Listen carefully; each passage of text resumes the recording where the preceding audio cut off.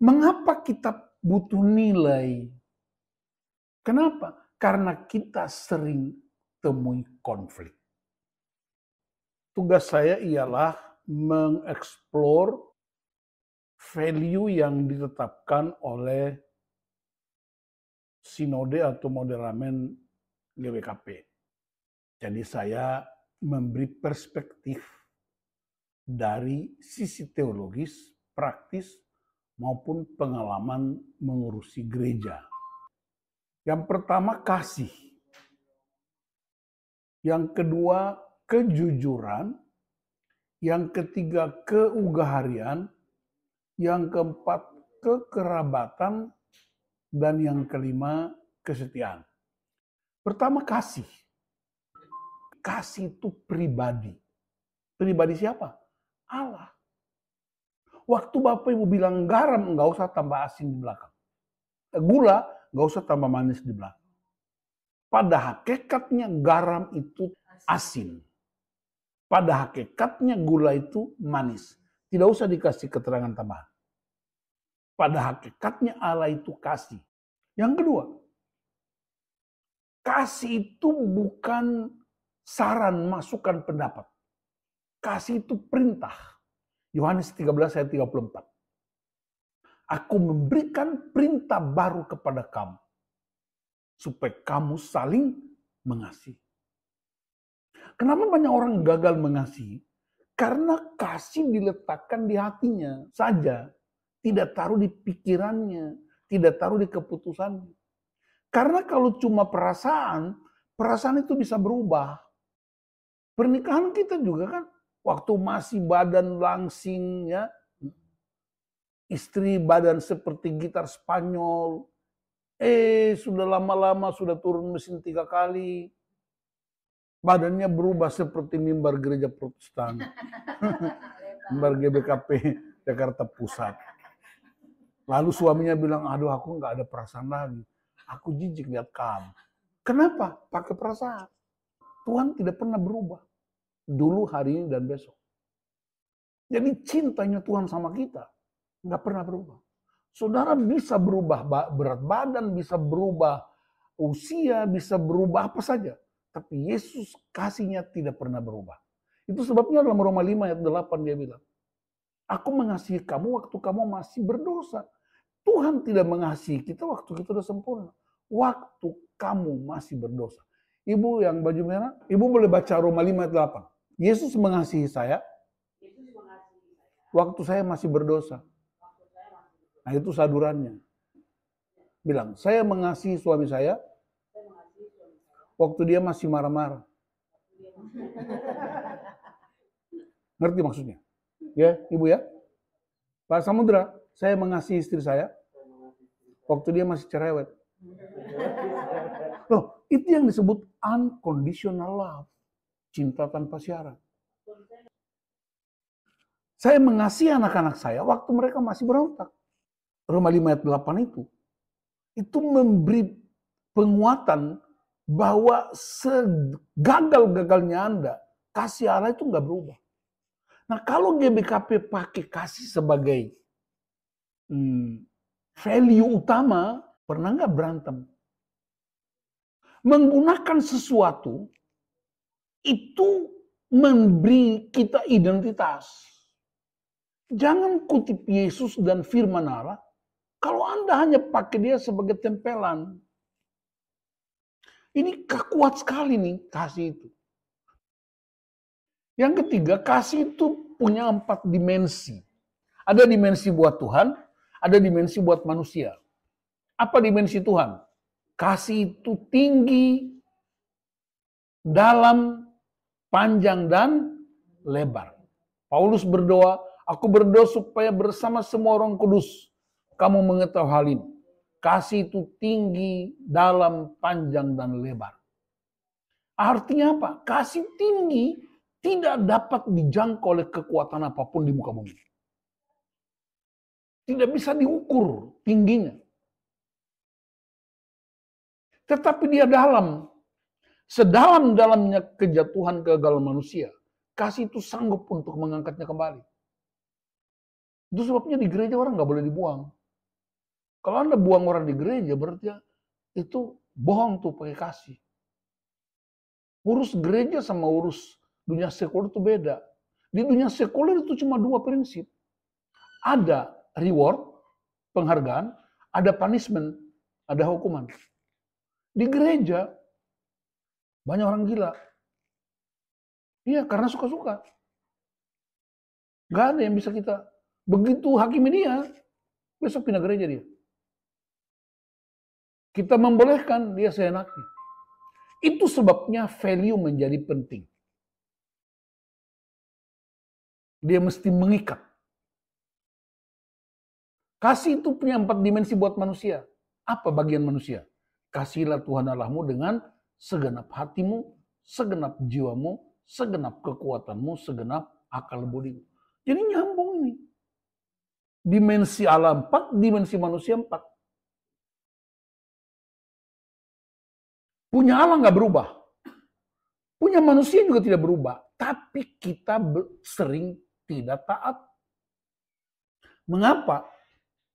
Karena kasih hanya ditaruh sebagai perasaan semata. Bukan sebuah perintah. Dan yang terakhir dari kasih. Kasih itu salib. Salib adalah tanda pengasihan Allah. Ini saya mau beritahu Bapak Ibu. Perhatikan dunia ini perang. Jangankan dunia, Indonesia waktu perang, lawan penjajah pakai apa namanya itu? Bambu runcing lah, macam-macam. Sampai sekarang senjata-senjata canggih. Sekarang perang di mana-mana, Rusia dengan Ukraina mulai ancam pakai nuklir. Alat perang bisa berubah setiap generasi. Yesus punya senjata yang tidak pernah berubah. Senjatanya Yesus bernama kasih. Dan tidak pernah didaur ulang, tidak pernah diperbaiki. Senjata-senjata yang punya manusia bisa membunuh. Tapi senjatanya Kristus itu membebaskan dan memulihkan. Jadi bersyukurlah kalau GBKP menggunakan kasih sebagai nilai yang mengikat. Jadi semua pelayan, semua warga GBKP harus hidup di dalam prinsip ini. Karena itu yang mengikat. Ketika ada pertentangan di antara kita, ayo balik ke kasih. Cara baliknya apa? Sadar sendiri. Saya yang lebih dulu mengutamakan, bukan dia yang saya paksa dia, bukan saya tuntut dia. Saya yang lebih dulu. Apalagi sama-sama pelayan. Nilai yang kedua, Bapak Ibu, kejujuran. Agak sulit untuk kita menemukan orang jujur. Kenapa terlambat? Macet. Tidak pernah bilang begini, saya bangun terlambat. Selalu bilang macet. Macet itu marga apa ya Bu ya? Di mana-mana, termasuk banyak hamba Tuhan. Kenapa terlambat kamu? Macet. Padahal dia bangun terlambat. Kan sudah tahu ke Jakarta Pusat itu kita akan tempuh jalur ini. Dan sudah kita tinggal di Jakarta udah puluhan tahun. Masa nggak tahu jam berapa ada rush hour-nya? Jam berapa ada macetnya? Jam berapa ada free-nya? Datang ke gereja terlambat. Alasannya apa? Macet. Padahal terlambat. Jadi saya nggak mau bahas dunia yang jujur. Di gereja banyak orang berbohong. Dan perhatikan, kita atur jam dinding, ibu-ibu terutama ya, kasih maju kan? Namanya jam sekolah. Itu kebohongan yang luar biasa. Kita telah mendidik anak-anak kita untuk berbohong. Satu kali di satu kota ada pendeta datang ke sebuah rumah, lalu orang di rumah ini punya anak kecil hampir 3 tahun. Anaknya datang ke bapaknya, Pak, dia mau pipis. Dia tarik-tarik papanya, lagi duduk sama pendeta. Dia mau pipis. Bapaknya bilang, sebentar. Gak bisa Pak, dia udah gak tahan. Akhirnya bapaknya izin dari pendeta, dia bawa ke kamar mandi. Sambil ke kamar mandi, dia ajarin anaknya. Dek, kalau ada tamu, nggak sopan kalau bilang pipis. Jadi anaknya pipis, nanti lain kali kalau kamu mau pipis, bilang aja sama papa, Dede mau nyanyi. Jadi setiap kali ada tamu, Pak, Dede mau nyanyi. Ya udah. Itu kode dia. Satu ketika suami istri pergi ke Jakarta, diundang. Anak ini dititipkan di bulangnya sama nenek. Tengah-tengah malam, anak ini mulai bangunin bulangnya. Bulang, aku mau nyanyi. Nggak boleh, udah malam, semua orang udah tidur. Tapi aku nggak tahan lah, aku mau nyanyi. Udah, kamu pergi aja nyanyi pelan-pelan di telinga Neribu. Akhirnya dia pergi nyanyi di telinga neneknya. Apa? Kencing. Yang salah siapa? Bapaknya ngajarin dia bahwa kalau mau pipis itu pakai kata nyanyi. Jadi lihat pendidikan keluarga kita, banyak kebohongan yang kita praktekkan. Jadi ibu-ibu yang suka bikin jam dinding yang jam sekolah pulang, bertobatlah, ganti itu. Anaknya harus tahu, ini jamnya kamu udah bangun. Kami nggak pernah praktekkan itu. Jujur terhadap Allah dan manusia. Tahu nggak, jujur terhadap Allah itu apa? Ngaku bahwa saya ini ciptaan Allah. Nggak boleh bikin perbandingan. Kenapa wajahku tidak seperti Pangeran Charles? Kenapa wajahku tidak seperti Lady Diana? Itu Anda tidak jujur. Kalau ada 8 miliar manusia di muka bumi ini, berarti ada 8 miliar retina mata, ada 8 miliar sidik jari. Artinya apa? Manusia itu unik, tidak ada duanya. Biarpun satu kandung, kakak beradik 7 orang, 7-7-nya berbeda. Mau bukti? Buka handphone pakai sidik jari atau pakai retina mata. Sekalipun anak kandung saya nggak bisa buka handphone saya pakai retina matanya. Unik dalam Mazmur 139. Kejadian unik dan dahsyat. Jadi nggak boleh kita membandingkan diri dengan orang lain. Nggak bisa. Memang Tuhan udah bikin saya begitu. Warnanya udah begini. Nggak usah operasi plastik lah. Di Indonesia ini musim panas lebih tinggi, nanti plastiknya meleleh. Orang tidak terima dirinya. Kalau dia udah tidak terima dirinya, dia juga tidak akan terima orang lain. Itu Anda tidak jujur terhadap dirimu sendiri. Makanya banyak sekali problem rumah tangga. Lalu orang tua-tua tambah lagi punya anak emas, anak perak, anak tembaga, anak batu kayu. Semua. Apa buktinya? Cara kita menolong mereka dengan memberi prioritas-prioritas. Kamu nggak kayak abangmu, kamu nggak kayak adikmu, yang lebih parah lagi kamu nggak kayak orang di sebelah sana. Kita bandingkan mereka. Mereka kehilangan identitas. Jujur mengelola potensi dan talenta kita. Ingat potensi dan talenta kita yang sudah ikut foto karakter. Ya, mohon maaf ya, Pak Ketua, foto karakter yang Bapak Ibu udah ikut, itu kalau nggak di follow up, itu sama dengan menara gading yang mangkrak. Semua orang yang ikut foto karakter, dia mesti tahu, saya kuat di karunia apa supaya dikembangkan. Oh ini dia kuat untuk konseling. Oh ini dia kuat untuk diakonia. Ini dia kuat untuk marturia. Bukan tidak bisa yang lain, bisa, hanya kuat. Jujur sebagai seorang pelayan hamba. Bapak Ibu, serayan itu bahasa Alkitabnya budak. Coba bilang sama orang sebelah, sesama budak jangan sombong.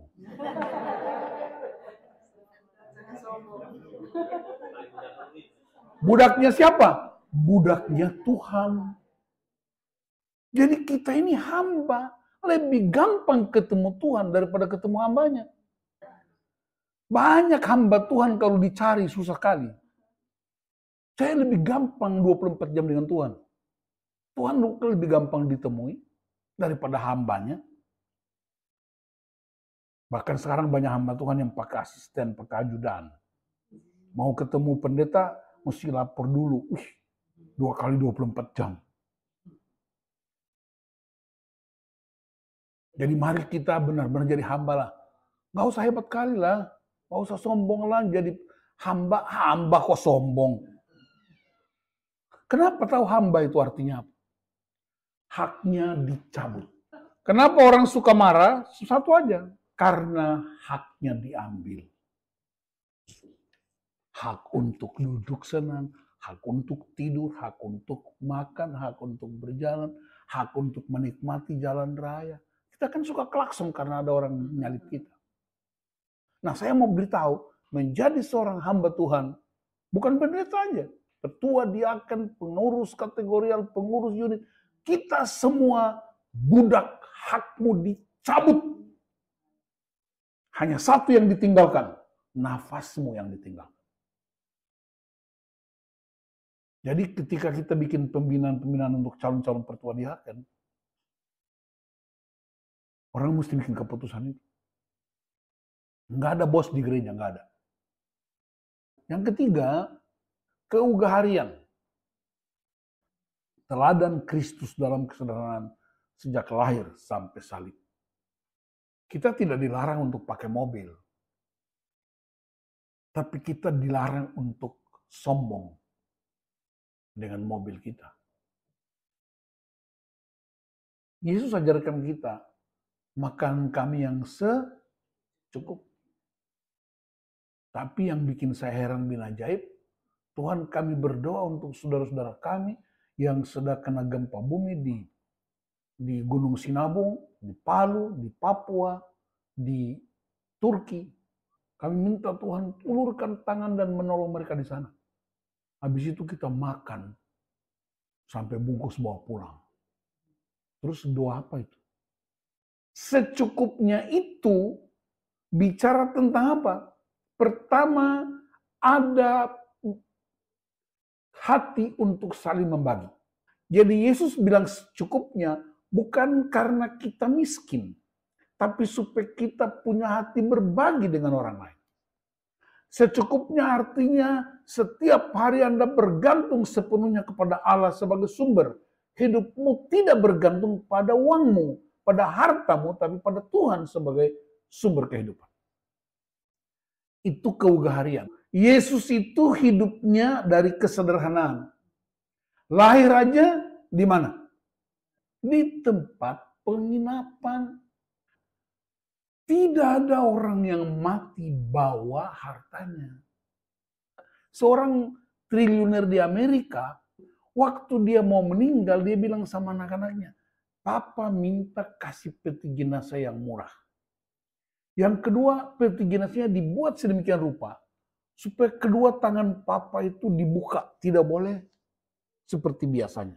Waktu bapaknya meninggal, itu peti jenazah ditutup, tapi kedua tangannya dibuka begini. Untuk apa, Pak? Supaya orang semua tahu, Papa ini kaya raya, tapi pulang kosong. Boleh Ibu baca 1 Timotius 6 ayat 7. Sebab kita tidak membawa sesuatu apa ke dalam dunia, dan kita pun tidak dapat membawa apa-apa keluar. Asal ada makanan dan pakaian, cukuplah. Lahir, siapa yang lahir langsung ada giginya? Nggak ada kan? Jadi lahir nggak bawa gigi. Kalau mati bawa gigi namanya bonus. Mati tanpa gigi namanya impas. Alkitab yang bilang lahir nggak bawa apa-apa, mati juga nggak bawa apa-apa. Yang penting makan dan pakaian cukuplah. Kekerabatan. Kekerabatan itu sumbernya dari Tritunggal. Allah Bapa, Anak, Roh Kudus. Itu kuasa kekerabatan yang hebat. Yang kedua, kekerabatan itu waktu Eksodus, Israel keluar dari Mesir, itu satu bangsa itu. Bayangkan yang keluar itu menurut seorang hamba Tuhan yang meneliti Alkitab, 3 juta orang. Udah termasuk para budak. Ibu-ibu yang lagi mengandung, anak-anak kecil. Kalau baguslah kalau satu keluarga cuma satu anak. Ini anaknya 7. Bawa lagi hewan-hewan. Lihat, komunitas Eksodus itulah gereja dimulai. Nanti baca di Keluaran pasal 19. Aku bawa kamu kepadaku. Ingat, Tuhan tidak bawa kita ke tanah Kanaan. Tuhan bawa kita kepadanya. Keluaran 19, ayat 4. Ayat 4, kamu sendiri telah melihat apa yang kulakukan kepada orang Mesir, dan bagaimana aku telah mendukung kamu di atas sayap Raja Wali, dan membawa kamu kepadaku. Ku itu huruf besar atau kecil? Nah, kamu sendiri telah melihat bagaimana aku mendukung kamu di sayap Raja Wali. Tuhan gambarkan dirinya sebagai Raja Wali yang terbang tinggi dan membawa kamu kepadaku. Tuhan bawa umat kepadanya. Tanah Kanaan itu akibat dari kita hidup dalam perjanjian Tuhan itu. Jadi Tuhan bawa keluar dari Mesir kepadanya. Itulah dia yang ikat janji. Aku ikat janji, aku Allahmu dan kamu umatku. Itulah gereja dimulai. Yang ketiga, komunitas Hafruta, brother keeper. Mau kuat, mau tetap konsisten, mesti ada saudara penjaga, brother keeper, penjaga saudara. Penjaga saudara itu apa? Saling mengingatkan. Naik mobil, banyak orang nggak mau pakai safety belt. Oh, nggak apa-apa, nggak ada polisi. Nggak boleh begitu. Safety belt itu bukan karena ada polisi. Untuk keamanan Anda. Karena sudah ada nilainya. Bahwa kalau ada terjadi sesuatu berbahaya kalau nggak pakai safety belt. Keluar harus pakai helm. Karena kalau Anda jatuh bahaya. Itu nilai, nggak usah dilihat sebagai peraturan. Kenapa kita nggak mau taat? Karena kita lihat itu peraturan. Kalau kita lihat dia sebagai sebuah value, pasti taat.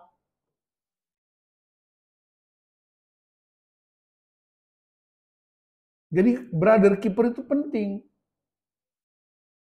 Kita jangan hanya di PJJ, mesti saling mengingatkan. Mau diingatkan.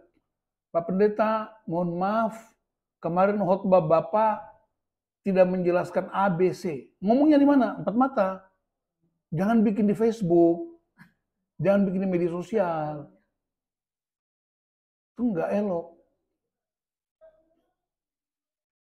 Ribut sama suami tulis di Facebook, tapi pakai nama orang, padahal maksudnya suaminya. Ketiga, komunitas gereja, eklesia. Eklesia itu dimulainya, jangan kira dimulainya baru di Keluaran. Eklesia itu sudah mulai Kejadian pasal 1 ayat 26. Baiklah kita menjadikan manusia menurut gambar dan rupa kita. Tujuannya apa? Menyembah Allah. Baru prakteknya Keluaran 19. Baru Yesus ucapkan itu dalam Matius. Aku akan mendirikan jemaatku supaya alam maut tidak menguasai. Tahu artinya apa? Gereja adalah benteng utama menghalangi alam maut tidak boleh masuk. Tapi mari kita jujur, alam maut sudah menguasai gereja. Di gereja banyak sekali kasus. Ada persinahan, ada perselingkuhan, ada pemberontakan, ada ketidaktaatan. Itu kutuk. Komunitas persekutuan gereja di rumah-rumah. Tetangga kita orang bukan GBKP. Perhatikan di pengakuan iman. Aku percaya gereja yang kudus dan am. Tahu am itu artinya apa? Am itu artinya menyeluruh. Khusus. Ketika orang Karo kena gempa bumi di Sinabung, segala orang percaya di seluruh muka bumi ikut merasakan dampaknya. Saya pernah tegas sama satu majelis di satu Runggul. Waktu saya diundang untuk ceramah, dia sambut saya di parkir, lalu dia bilang begini, Pak Pendeta, bagaimana apa yang terjadi di Palu? Waktu itu Palu sedang terjadi pergeseran tanah. Mereka sedang merenovasi gereja, harganya hampir 500 juta. Pak Pendeta, apa yang kita lakukan? Saya bilang, Pak, kalau Bapak tanya saya, ini gereja berhenti renovasi. 1 bulan aja. Kenapa, Pak? Ya bantu orang di Palu. Gereja-gereja di Palu. Waduh, maaf Pak. di sana nggak ada GBKP. Saya hampir mau pulang tuh. Saya bilang, Pak, Bapak itu salah. Di Sinabung nggak ada gereja kami. Di Sinabung nggak ada orang Palu. Di Sinabung nggak ada orang Amerika, nggak ada orang Afrika, Eropa. Tapi begitu Sinabung meletus, semua orang termasuk Eropa dan Palu bantu. Jadi kenapa Bapak bilang, Palu nggak ada orang Karo? Dia minta maaf hari itu. Dia sampaikan di majelis dan mereka tidak hentikan renovasi, tapi mereka mengirimkan bantuan. Jadi cara berpikir kita mesti kita pangkas itu. Ya, saya bicara di sini bukan karena saya pendeta saja. Kita tubuh Kristus. Komunitas kerajaan Allah. Jadi gereja itu, ingat, gereja bukan kerajaan Allah. Gereja adalah representasi, gereja adalah pelopor, gereja adalah tanda bahwa kerajaan Allah sedang bermanifestasi di muka bumi. Jadi di sebuah kota ada masalah apapun, kalau masih ada gereja di situ, ada harapan kota itu dipulihkan. Kalau gereja itu tetap pada fungsinya sebagai garam dan terang. Garam di zaman Yesus itu fungsinya dua. Karena banyak kotoran hewan bisa menimbulkan penyakit, maka kotoran-kotoran hewan itu ditutup tanah, digali tanahnya, dikasih masuk kotorannya, kemudian tutup pakai garam. Habis itu tutup lagi pakai tanah. Nah, fungsi garam di situ mematikan virus-virus yang keluar dari kotoran hewan itu dan mencegah virus nggak boleh menyebar jadi penyakit. Jadi kamu adalah garam dunia, artinya apa? Kehadiranmu mematikan virus dan mencegah virus tidak boleh menyebar. Nah, virus di zaman itu melalui kotoran hewan atau kotoran manusia. Virus sekarang ngeri. Virus korupsi, manipulasi, pemberontakan. Itu virus-virus. Nah, gereja jadi garam artinya kehadirannya memperbaiki sebuah komunitas. Kesetiaan. Setia kepada Allah. Setia pada visi dan misi. Setia pada nilai-nilai kita. Setia dengan janji penyertaan Allah. Orang Israel gagal di padang gurun bukan karena Allah tidak memberkati. Tapi mereka fokus pada berkat, bukan pada sumber berkat. Banyak mujizat yang terjadi di zaman itu. Tiang awan, tiang api, air keluar batu karang. Mana turun dari sorga, mujizat apalagi yang kurang. Itu yang namanya perbuatan-perbuatan spektakuler dari Allah. Tapi tetap aja kepala batu. Kenapa? Karena fokusnya pada berkat, bukan pada sumber. Kesetiaan menjadi murid dan mau dimuridkan. Sekali lagi Pak Ketua, mohon maaf. Murid dan memuridkan itu bukan program gereja. Itu ide Tuhan, itu gaya hidup Kristus. Setia pada potensi, talenta, dan karunia. Ibu pimpin doa, Bapak pendeta aja. Tapi kalau dia ngobrol, itu dunia kayaknya terlalu sempit buat dia. Doa makan aja nggak mau katanya. Aku nggak bisa berdoa, tapi bisa ngobrol tuh. Bapak sampaikan pesan-kesan, mama aja lah. Padahal bapaknya kalau bahas politik, nggak ada saingannya. Jadi kita paling suka bahas barang-barang yang non-teologi. Padahal itu nggak memberi dampak apa-apa. Ingat, iman orang bertumbuh karena dengar firman. Setia sebagai pelayan. Setia pada panggilan sebagai pelayan. Bapak Ibu, GBKP pakai stola kan? Ibu tahu kenapa majelis suka pakai stola? Siapa di sini majelis? Nande Grace. Kenapa pakai stola? Tanda. Tanda apa? Tandanya ya perbedaan antara dengan jemaat. Ada lagunya di Belawan. Apa tanda kota Belawan? Lampu merah di sebelah kiri. Bapak Ibu, stola adalah cook. Stola itu gandar. Tahu cook yang diikatkan pada 2 ekor sapi? Yesus bilang begini, pikulah cook yang kupasang. Karena dan belajar padaku karena aku lemah lembut dan rendah hati. dan kuk yang kupasang itu enak, bebanku pun ringan. Nah, di kitab Yeremia, orang Israel itu dia pikul ke gandar, dipikulkan beban. Nah, karena terlalu kepala batu, kuk dari kayu bisa hancur. Maka Tuhan kasih kuk besi. Itu ancaman di kitab Yeremia. Di Matius pasal 11, itu Yesus bilang, pikulah kuk. 2 ekor sapi. Di Israel, 2 ekor sapi yang membajak, itu selalu 2 ekor sapi, 1 senior, 1 junior. Kenapa? Yang senior melatih yang junior untuk juga pintar membajak. Di Indonesia beda, sama-sama kuat. Habis itu kalau nggak ada uang, jual, bikin pesta. Di Israel selalu 2 ekor sapi.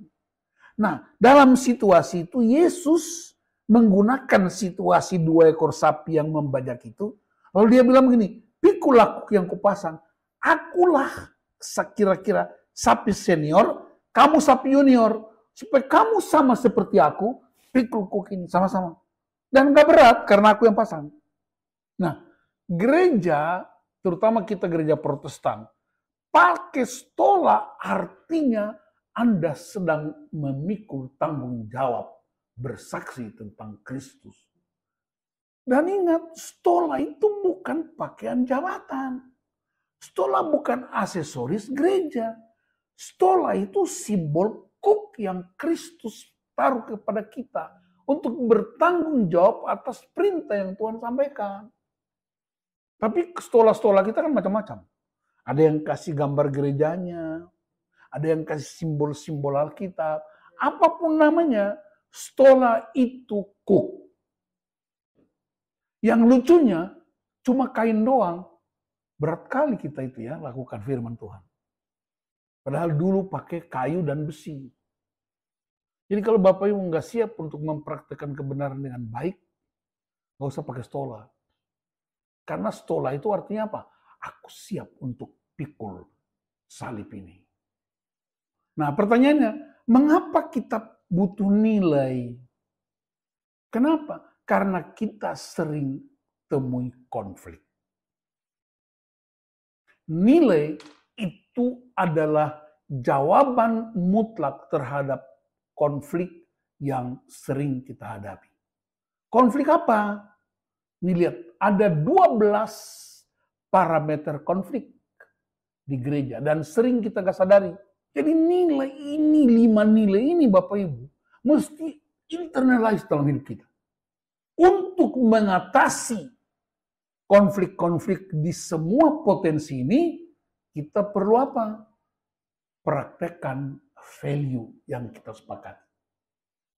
Dan itulah yang menjadi komitmen bergereja. Kolose 3:23, apapun juga yang kamu perbuat, perbuatlah dengan segenap hatimu seperti untuk Tuhan dan bukan untuk manusia.